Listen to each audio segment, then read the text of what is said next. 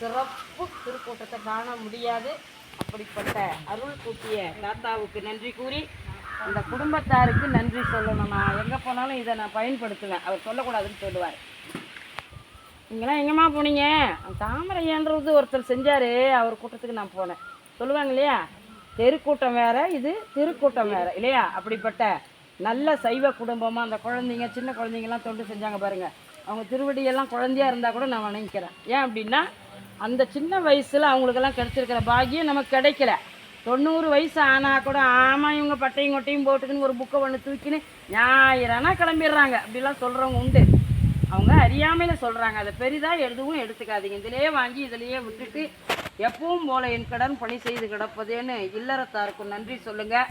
வரா சாட்சியாக பாருங்கள், 5 திருமணம் நடந்திருக்குங்கிறாங்க. இங்கே தான் வேண்டிட்டு போயிருக்கிறாங்க. அப்படி சக்தி வாய்ந்த பெருமானுங்கிறத உணர வைக்கிறதுக்கு இதெல்லாம் ஒரு சான்று. சிவன் கோயிலுக்கு போகக்கூடாது, உட்காரக்கூடாது, சிவன் சொத்து குலம் நாசம், திருநீர் எடுத்துன்னு போகக்கூடாது, பெண்கள் முக்கியமாக வழிபாடு செய்யக்கூடாது, இப்படியெல்லாம் சொல்லி நம்மளை காலம் பூரா ஒதுக்கி வைக்கிறாங்க. 365 நாளும் கருவறைக்குள்ளே அடியனெல்லாம் போகிறோம். வீட்டில் பாரு எங்கள் கணவர் வந்திருக்கிறாரு, அவர் தனியாக செய்கிறாரு, அடியன் தனியாக செய்கிறேன், எங்கள் பிள்ளை தனியாக செய்கிறாங்க.